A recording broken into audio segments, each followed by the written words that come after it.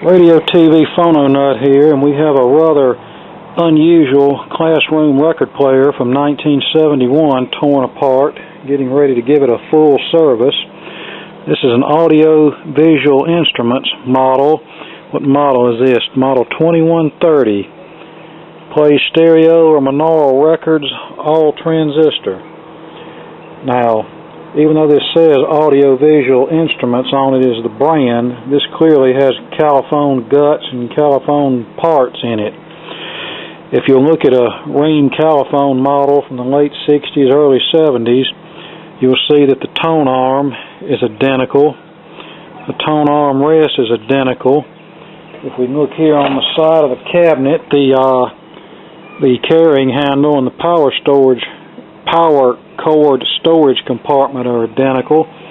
You can see the speaker, the way they have it mounted on a angled mounting board with the spring suspension. That's identical to Califone.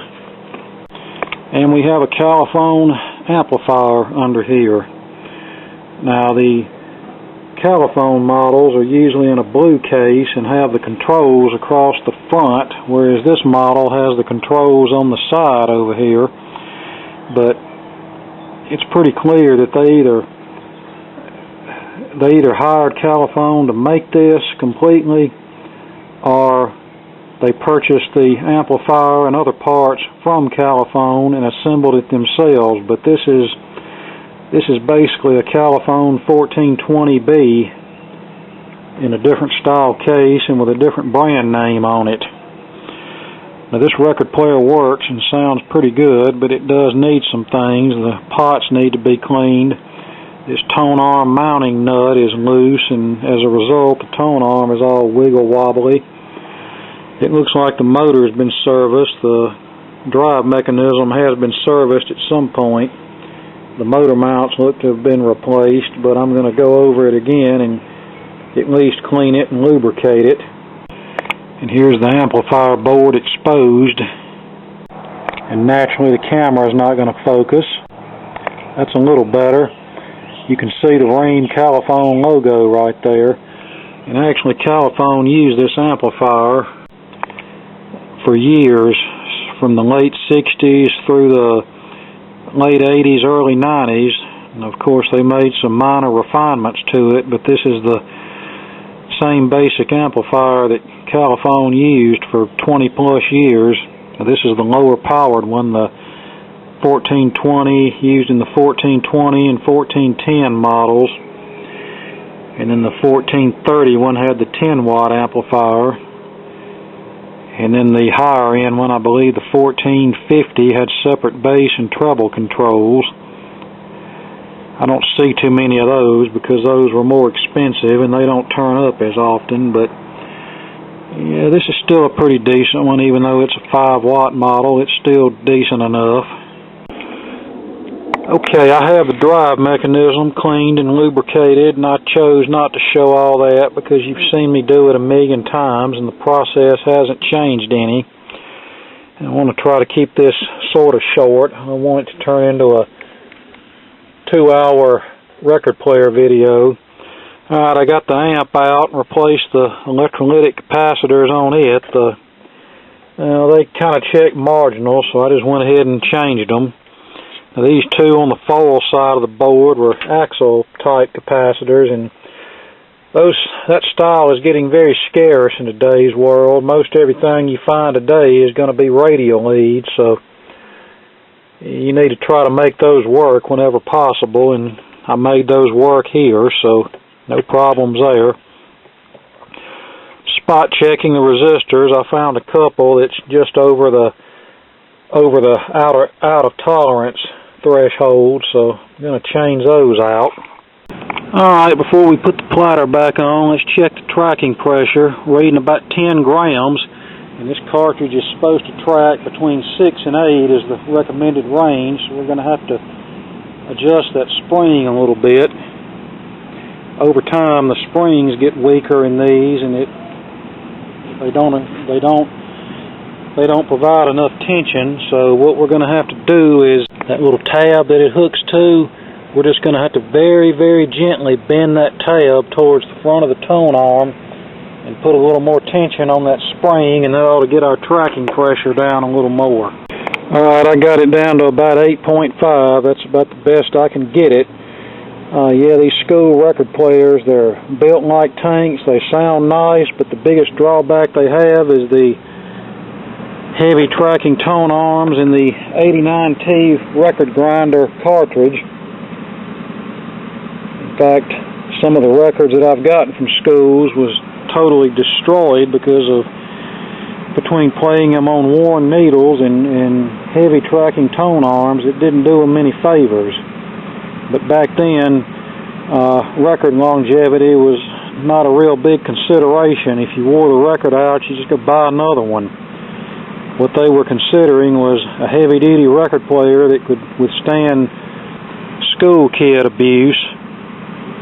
And what I'm probably going to do one day is substitute this cartridge for one of the modern P228 cartridges, which is an old Varco equivalent. But the only problem with that is the Varco cartridge has less output than this 89T, and these just don't sound well with anything but an 89T. I'm going to have to design some kind of preamp circuit to compensate for that. I have a circuit that'll bump a half-volt to 1-volt cartridge up for use in one-tube wonder record players. It need a 3-volt cartridge, but that's a little bit too much bump for something like this. All we need is something to bump it up from, say, a half a volt to 0.8 volts to around 1.5 volts or so. Alright, let's put the platter back on, and I hope this thing still works. And not to mention that 89T cartridges in their original LP78 flip form are no longer made, and new old stock ones are getting very scarce and very expensive, as in $20 to $30 or more, and I used to could buy them for $5 and some change all day long. They cost about what a needle would cost for a standard cartridge, but now they're just ridiculous. The only thing available today in an 89T variety is the red single-sided LP only cartridge, and I don't like that one because it sounds like crap, it doesn't track well, and it only reproduces one channel of a stereo record, whereas the original static cartridges combined left and right to give you a mono signal. And then you've got the green 78 RPM only single-sided cartridge. Now, I've used those extensively in 78 players. In fact, I like that cartridge for 78 use, but I do not like the red one for LP use. So I'm going to really have to get serious about designing some kind of solid-state preamp circuit to put between the P228 cartridge that puts out about 0.8 volts and the amplifier input to bump it up to about 1.5 volts, because these amplifiers, they just don't sound right with a lower output cartridge. I know people have swapped cartridges out in these and they seem to not notice any big difference, but to my ears I notice a big difference. You don't have nearly as much volume and you don't have enough bass, so we're going to have to look into that. Alright, that sounds nice, and I think we got a little more volume out of it now, which is nice. The way I'm longing. Pause. That's good. An example of one of the beat-up school records. I believe these actually came from my old elementary school.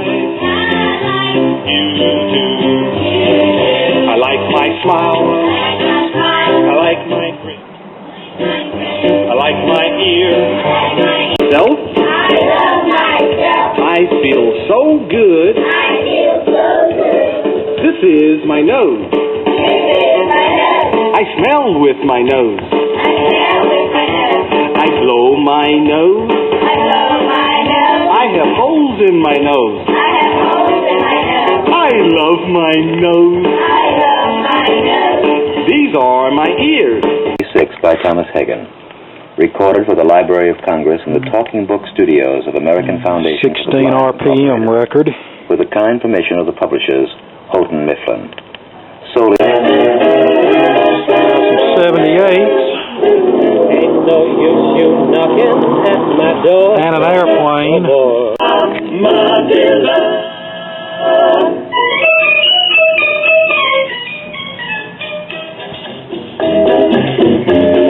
Yeah, this is one of the... Matilda, Matilda. Oh, Matilda, she take...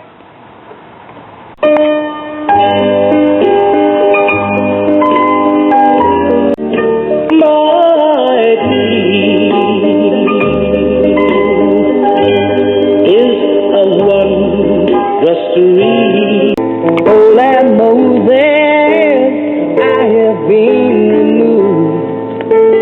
I have seen the spectre much more than bed and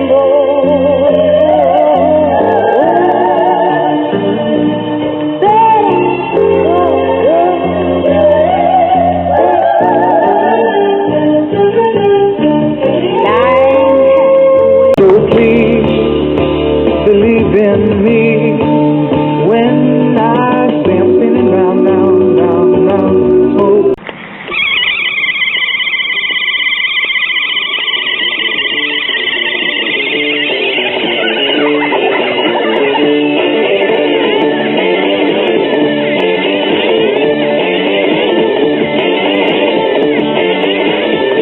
See if the copyright police will pick up on this.